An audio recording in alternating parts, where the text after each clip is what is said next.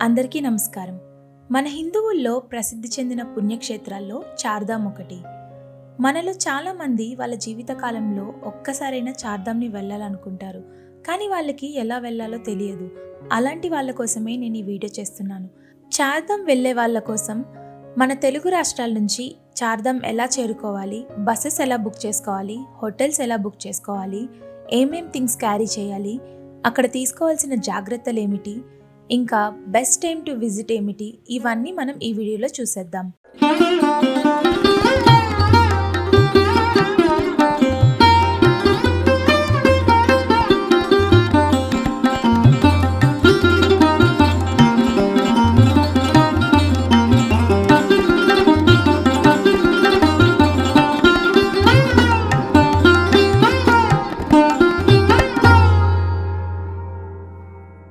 చార్ధామ్ వెళ్ళే వాళ్ళు మొదటిగా ఢిల్లీ లేదా హరిద్వార్ చేరుకోవాలి. మన తెలుగు రాష్ట్రాల నుంచి హరిద్వార్కి డైరెక్ట్ ట్రైన్స్ లేవు కాబట్టి మనం మొదటిగా ఢిల్లీకి చేరుకొని అక్కడ నుంచి హరిద్వార్కి ట్రైన్ లేదా బస్ తీసుకోవచ్చు. ఫస్ట్ ఢిల్లీకి వెళ్ళాలనుకునే వాళ్ళు మన తెలుగు రాష్ట్రాల్లో హైదరాబాద్, విజయవాడ, వైజాగ్ నుంచి డైలీ ట్రైన్స్ అవైలబుల్ ఉన్నాయి.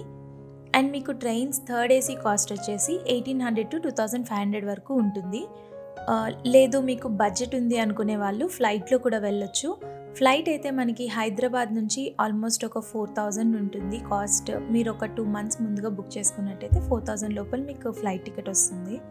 అదే విజయవాడ నుంచి అయితే 6000 పడుతుంది. వైజాగ్ నుంచి అయితే 5000 వరకు పడుతుంది. లేదు మీరు బడ్జెట్లో వెళ్ళాలి అనుకునే వాళ్ళు ట్రైన్లో థర్డ్ ఏసీ టికెట్ తీసుకొని వెళ్ళొచ్చు. కాకపోతే నా సజెషన్ ఏంటంటే మీరు ట్రైన్లో వెళ్ళేటప్పుడు ఆల్రెడీ మన చార్ధామ్ అనేది ఆల్మోస్ట్ 12 days జర్నీ ఉంటుంది కాబట్టి మీరు ట్రైన్ వచ్చేసి 24 to 30 hours మనకు పడుతుంది. కొన్నిసార్లు ట్రైన్ లేట్ అయ్యే అవకాశాలు కూడా ఉన్నాయి. సో మీరు ఢిల్లీలో ఒక హాఫ్ డే అయినా రెస్ట్ తీసుకొని తర్వాత హరిద్వార్కి బయలుదేరేటట్టు మీరు ప్లాన్ చేసుకోండి. ఢిల్లీ నుంచి హరిద్వార్కి జర్నీ అయితే 5 to 6 hours ఉంటుంది.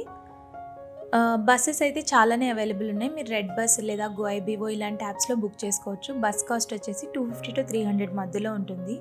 లేదా మీరు ట్రైన్స్ వెళ్ళాలి అనుకుంటే ట్రైన్స్ కూడా చాలానే అవైలబుల్ ఉంటాయి. ఎవ్రీ 1 hourకి ఒక ట్రైన్లానే అవైలబుల్ ఉంది. అండ్ మీకు ట్రైన్ అయితే స్లీపర్లో 180 rupees to 200 మధ్యలో ఉంటుంది. మీ ట్రైన్లో వెళ్ళొచ్చు. మీరు ప్లాన్ చేసుకునేటప్పుడు ఆఫ్టర్నూన్ 3కి అలా హరిద్వార్లో ఉండేటట్టు ప్లాన్ చేసుకున్నట్టయితే హోటల్కి వెళ్ళి ఫ్రెష్ అయ్యి ఆ తర్వాత గంగలో స్నానం చేసి గంగా ఆరతి కూడా అటెండ్ అయ్యి అప్పుడు మన చార్ధామ్ యాత్రని మనం స్టార్ట్ చేయొచ్చు. అండ్ మనకి హరిద్వార్లో షాపింగ్ కూడా చాలానే ఉంటుంది. నైట్ మీరు షాపింగ్ కూడా చేయొచ్చు.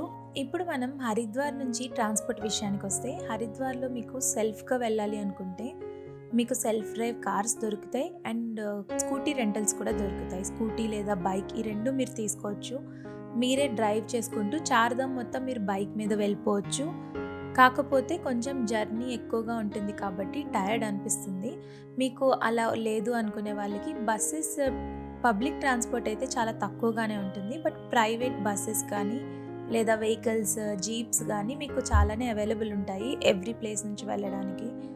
బట్ మీరు అవన్నీ వెతుక్కొని వెళ్ళడం కష్టం అనుకునే వాళ్ళకు కూడా ఇంకో ఆప్షన్ కూడా ఉంది. అదేంటంటే ప్యాకేజెస్. మనకి టూర్ ప్యాకేజెస్ అన్నవి హరిద్వార్లో బస్ స్టాండ్ దగ్గర నుంచి రైల్వే స్టేషన్ వరకు చాలానే షాప్స్ ఉంటాయి. మీరు అక్కడికి వెళ్ళి ఒక 2-3 దగ్గర మీరు ప్యాకేజ్ కంపేర్ చేసుకొని ఎవరైతే బెస్ట్ ఇస్తున్నారో అనిపిస్తుందో వాళ్ళ దగ్గర మీరు ప్యాకేజ్ తీసుకోవచ్చు. అండ్ ఈ ప్యాకేజెస్ వచ్చేసి గ్రూప్ ప్యాకేజ్ కూడా ఉంటాయి, ప్రైవేట్ ప్యాకేజెస్ కూడా ఉంటాయి. సో గ్రూప్ ప్యాకేజ్ అయితే కొంతమంది గ్రూప్ని మీకు బస్లో తీసుకెళ్తారు. మీరు ఒక్కలే వెళ్ళేటప్పుడు గ్రూప్ ప్యాకేజ్ తీసుకుంటే మీకు బడ్జెట్లో వచ్చేస్తుంది. సో మీరు ఒక్కలే కాకుండా ఫ్యామిలీ కానీ ఫ్రెండ్స్ కానీ 4 to 5 members లేదా ఇంకా ఎక్కువ వెళ్ళేటట్టు అయితే మీరు ప్రైవేట్ ప్యాకేజ్ తీసుకోవడం బెటర్. ఎందుకంటే మీ వరకు ఒక కార్ అండ్ డ్రైవర్ ఇస్తారు అండ్ మీరు కంఫర్టబుల్గా కూడా వెళ్ళొచ్చు. అన్ని ప్లేసెస్ ప్రశాంతంగా చూడొచ్చు. మేమైతే ప్రైవేట్ ప్యాకేజే తీసుకున్నాము. నేను ఆ ప్యాకేజ్ డీటెయిల్స్ అనేవి ఈ వీడియో ఎండింగ్లో చెప్తాను. ఇంకొకటి ఏంటంటే మీరు ప్యాకేజ్లో ఫుడ్ ఇంక్లూడెడ్ ఉన్నది తీసుకుంటే ఇంకా బెటర్. ఎందుకంటే మనకు అక్కడ ఫుడ్ ఆప్షన్స్ అనేవి చాలా తక్కువ ఉంటాయి. సో మీరు ప్యాకేజ్లో ఫుడ్ ఇంక్లూడెడ్ తీసుకుంటే బ్రేక్ఫాస్ట్ అండ్ డిన్నర్ మనకి ప్యాకేజ్లో కవర్ అయిపోతుంది. సో అది కూడా మనం స్టే చేసిన హోటల్లోనే వాళ్ళు కుక్ చేసి పెడతారు. మీ ఫుడ్ ప్రిఫరెన్సెస్ కూడా వాళ్ళకి చెప్పి మీకు తగ్గట్టుగా వాళ్ళకి కుక్ చేయమంటే వాళ్ళు కుక్ చేస్తారు. మనకి చార్ధామ్ అనేది 12 days జర్నీ కాబట్టి కొంచెం ఫుడ్ కూడా కంఫర్టబుల్ ఫుడ్ ఉంటే మీరు కంఫర్టబుల్గా జర్నీ కూడా చేయొచ్చు. నెక్స్ట్ డే మనం హరిద్వార్ నుంచి బర్కోట్ అనే ప్రదేశానికి చేరుకోవాలి. హరిద్వార్ నుంచి బర్కోట్ అనే ప్రదేశం 210 కిలోమీటర్స్ ఉంటుంది. జర్నీ టైం అయితే 7 to 8 hours పడుతుంది. మీరు ప్రైవేట్ బస్సెస్లో వెళ్ళాలనుకుంటే ఎర్లీ మార్నింగే 4 to 5 మధ్యలో హరిద్వార్ బస్ స్టాప్లోకి వెళ్తే మీకు అక్కడ బస్సెస్ అనేవి దొరుకుతాయి. దారిలో కెంప్టీ వాటర్ ఫాల్స్ అనేవి ఉంటాయి. మీరు మాత్రం దాన్ని అస్సలు మిస్ అవ్వద్దు. మేము ఆల్మోస్ట్ 2 hours అక్కడే స్పెండ్ చేసాం. చాలా పీస్ఫుల్గా ఉంటుంది. ఇక్కడ నుంచి మీరు బర్కోట్కి ఈవినింగ్కి చేరుకుంటారు. బర్కోట్ నుంచి జానకి చెట్టి అనేది ఆల్మోస్ట్ 40 కిలోమీటర్స్ ఉంటుంది. జానకి చెట్టి నుంచి మన యమునోత్రి ట్రెక్ అనేది స్టార్ట్ అవుతుంది. మీరు నైట్ టైం బర్కోట్ నుంచి జానకి చెట్టి వెళ్ళడం అంత సేఫ్ కాదు. ఎందుకంటే రోడ్స్ అంతా చాలా ఘాట్ రోడ్ అండ్ కొంచెం అంత బాగుండవు అనమాట. సో ఈ రోడ్లో మీరు నైట్ టైం ట్రావెల్ చేసే కంటే ఎర్లీ మార్నింగ్ బర్కోట్లోనే స్టే చేసి ఎర్లీ మార్నింగ్ మీరు జానకి చెట్టికి వెళ్ళడం అనేది బెటర్. బర్కోట్ నుంచి జానకి చెట్టికి 2 hours జర్నీ ఉంటుంది. మనకి షేర్ జీప్స్ అనేవి కూడా దొరుకుతాయి. మీరు అవి తీసుకొని వెళ్ళొచ్చు. జానకి చెట్టి నుంచే యమునోత్రి ట్రెక్ అనేది స్టార్ట్ అవుతుంది. మనం రష్ అవాయిడ్ చేయాలంటే బర్కోట్ నుంచి మీరు ఆల్మోస్ట్ 4కి అలా స్టార్ట్ అయిపోతే మీరు 6 o'clockకి మీ ట్రెక్ అనేది స్టార్ట్ అవుతుంది. జానకి చెట్టి నుంచి ట్రెక్ అనేది 6 kilometers ఉంటుంది. కాకపోతే స్లోప్ ఎక్కువగా ఉండడం వల్ల మనకి 2 to 3 hours అనేది పడుతుంది. యమునోత్రి ట్రెక్ అనేది కొంచెం టఫ్ అని నేను చెప్తాను. మీరు ట్రెక్ చేయలేకపోతే హార్సెస్ కానీ పాల్కీ కానీ డోలీ ఇవన్నీ అవైలబుల్ ఉంటాయి. సో మీరు పైకి టెంపుల్కి వెళ్ళిన తర్వాత టెంపుల్ దర్శనం చేసుకొని పైన సూర్యకుండ అని ఉంటుంది. అక్కడ మీరు స్నానం చేసి టెంపుల్ దర్శనం కూడా చేసుకోవచ్చు. టెంపుల్ దర్శనం చేసుకున్న తర్వాత మళ్ళీ రిటర్న్ ట్రెక్ వచ్చేయచ్చు. రిటర్న్ ట్రెక్ మనకి ఆల్మోస్ట్ 1.5 hourలో ఫినిష్ అయిపోతుంది. నెక్స్ట్ డే మనం బర్కోట్ నుంచి ఉత్తరకాశీకి చేరుకుంటాం. బర్కోట్ నుంచి ఉత్తరకాశీ అనేది ఆల్మోస్ట్ 100 kilometers ఉంటుంది. అండ్ దారిలో మనకి శివ్ గుఫా అన్నది ఉంటుంది. అదైతే అస్సలు మిస్ అవ్వద్దు. మీరు శివ్ గుఫాకి వెళ్ళడానికి ఆల్మోస్ట్ 1.5 kilometers స్టెప్స్ ఉంటాయి. బట్ మీరు అంత ఎక్కిన తర్వాత లోపలికి వెళ్ళి చూస్తే టోటలీ వర్త్ ఇట్ అనుకుంటారు. నేను శివ్ గుఫా మీద సెపరేట్ వీడియో కూడా చేస్తాను. ఆ వీడియోలో మీరు చూడండి. ఉత్తరకాశీలో కాశీ విశ్వనాథన్ టెంపుల్ ఉంటుంది. అదైతే మీరు ఖచ్చితంగా విజిట్ చేసి నైట్ ఉత్తరకాశీలోనే మీ స్టేలో రెస్ట్ తీసుకోవచ్చు. స్టేస్ అనేవి మీరు ఈజీగా ఆన్లైన్లో బుక్ చేసుకోవచ్చు. గోఐబీఓ, మేక్ మై ట్రిప్ ఇలాంటి అన్నిటిలో కూడా మీకు అన్ని స్టేస్ అవైలబుల్ ఉంటాయి. మీరు ఏ ప్రదేశంలో ఉండాలనుకుంటున్నారో, సపోజ్ ఉత్తరకాశీలో ఉండాలనుకుంటే ఉత్తరకాశీ అని టైప్ చేస్తే మీకు చాలా స్టేస్ వస్తాయి. ఆ స్టేస్ అన్నిటిలో ఈజీగా మీరు రివ్యూస్ అన్నీ చూసుకొని బుక్ చేసేసుకోవచ్చు. స్టేస్ అనేవి మీకు ఈజీగా 1500 to 2000 per డేకి దొరికేస్తాయి. అండ్ మీరు రివ్యూస్ చూసుకొని ఆన్లైన్లో బుక్ చేసుకోవచ్చు. నెక్స్ట్ డే మనం ఉత్తరకాశీ నుంచి గంగోత్రికి స్టార్ట్ అవుతున్నాం. ఉత్తరకాశీ టు గంగోత్రి డిస్టెన్స్ వచ్చేసి 100 kilometers ఉంటుంది.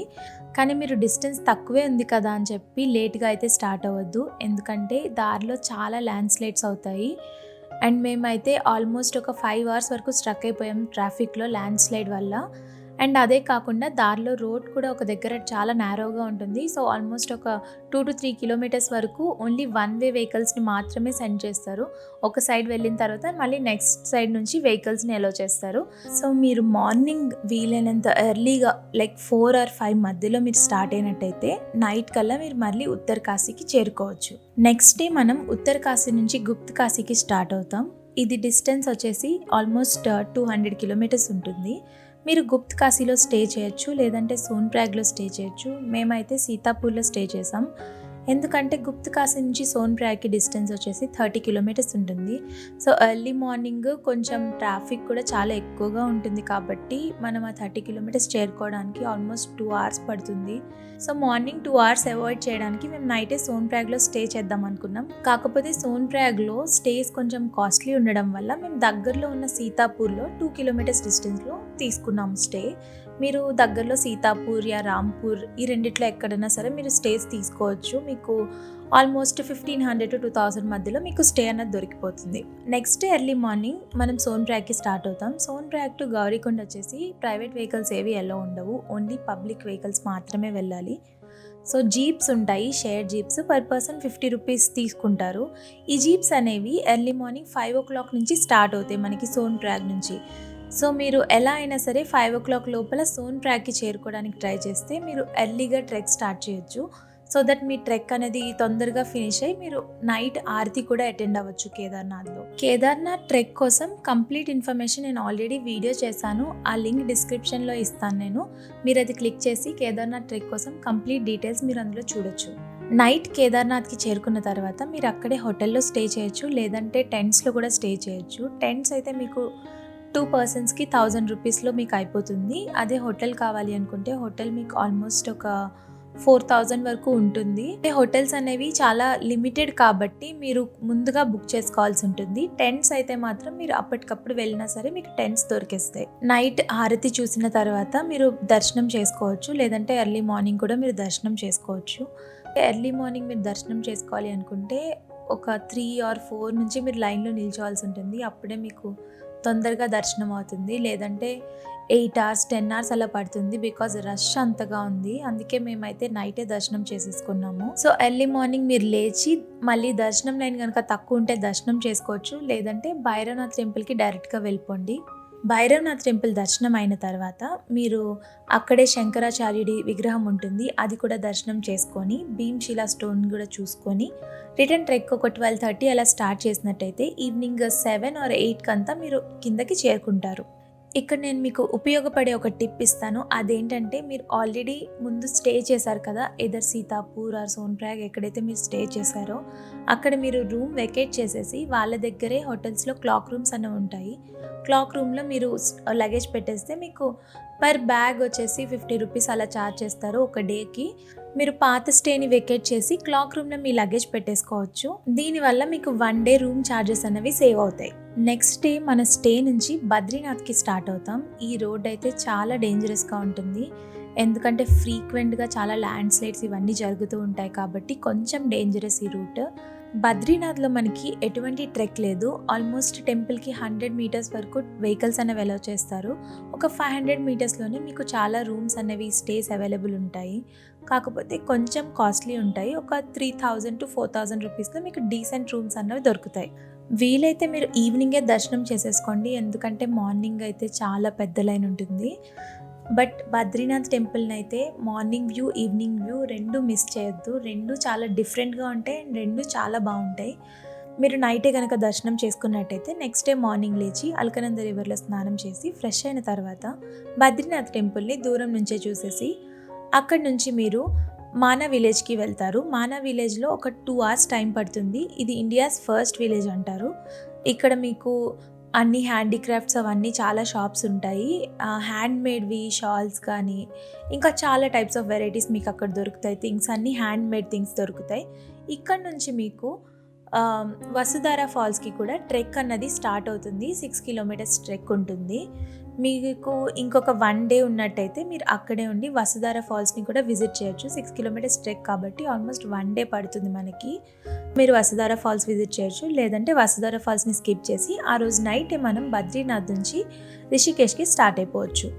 మీరు కనుక రిషికేష్కి చేరుకోలేకపోతే దారిలోనే జోషి మఠ్ అనేది ఉంటుంది, అక్కడ కూడా మీరు స్టే చేయొచ్చు. ఇక్కడ నుంచి మనకి నార్మల్గా స్టేస్ అన్నవి ఆన్లైన్లో బుక్ చేసుకోవచ్చు, లేదా అక్కడికి వెళ్ళాక కూడా మీకు చాలా ఆప్షన్స్ ఉంటాయి. సో అక్కడికి వెళ్ళి కూడా మీరు బుక్ చేసుకోవచ్చు. దారిలో మీకు రుద్రప్రయాగ్ అండ్ దేవప్రయాగ్ 2 సంగమాలు ఉంటాయి. అండ్ రుద్రప్రయాగ్లో అయితే అల్కనంద ఇంకా మందాకిని రివర్ 2 కలుస్తాయి. దేవప్రయాగ్లో అయితే అల్కనంద అండ్ భగీరథి రివర్ 2 కలుస్తాయి. ఈ రెండింటిని మాత్రం మీరు చూడడం మిస్ అవ్వద్దు, ఎందుకంటే మీకు దేవప్రయాగ్లో Alaknanda and Bhagirathi 2 colours of water 2 కలిసి మీకు అక్కడ గంగగా ప్రవేశించి ముందుకు వెళ్ళిపోతుంది. అండ్ ఇక్కడ ఒక టెంపుల్ కూడా ఉంటుంది, టెంపుల్ని కూడా మీరు విజిట్ చేసుకోవచ్చు. అండ్ దేవప్రయాగ్ సంగంలో మీరు స్నానం కూడా చేయొచ్చు. నెక్స్ట్ డే మీరు హరిద్వార్కి రిటర్న్ వెళ్ళిపోవచ్చు, లేదంటే రిషికేష్లోనే యాక్టివిటీస్ చేయాలి అనుకున్న వాళ్ళు యాక్టివిటీస్ కూడా చేయొచ్చు. రిషికేష్లో మీకు రివర్ రాఫ్టింగ్, బంజీ జంపింగ్ ఇలా చాలా యాక్టివిటీస్ ఉంటాయి. సో రిషికేష్లో ఇంకో 1 day ఎక్స్ట్రా స్టే చేసి మీరు అక్కడ యాక్టివిటీస్ అన్నీ ఫినిష్ చేసుకొని నెక్స్ట్ మీరు హరిద్వార్కి బయలుదేరొచ్చు. లేదు చాలా అలసిపోయాం, ఆల్మోస్ట్ 15 days అవుతుంది కదా మనకి జర్నీ, మీరు చాలా అలసిపోయారు అనుకుంటే మీరు డైరెక్ట్గా ఢిల్లీకి కూడా వెళ్ళిపోవచ్చు. బర్కోట్ నుంచి హరిద్వార్ వరకు మనకు అన్ని మినిమం ఫెసిలిటీస్లోనే స్టేస్ ఉంటాయి, ఎందుకంటే ఇవన్నీ చాలా హైట్స్లో ఉన్నాయి కదా. ఇంత హైట్లో మీరు లగ్జరీ స్టేస్ మీరు ఎక్స్పెక్ట్ చేయక్కర్లేదు. Minimum facilities but hot water ఇవన్నీ కూడా చాలానే ఉంటాయి. బట్ మనకి రిషికేష్, హరిద్వార్ వీటిల్లో అయితే మాత్రం మంచి స్టేసే ఉంటాయి విత్ ఆల్ ఫెసిలిటీస్. ఇప్పటి వరకు మనం ఐటినరీ చూసాం కదా, ఇప్పుడు మనం ఏమేమి తీసుకెళ్లాలో చూసేద్దాం. కేదార్నాథ్ ట్రెక్లో అవసరమైనవన్నీ నేను వేరే వీడియో చేశాను, మీరు ఆ వీడియోకి వెళ్ళి చూడొచ్చు.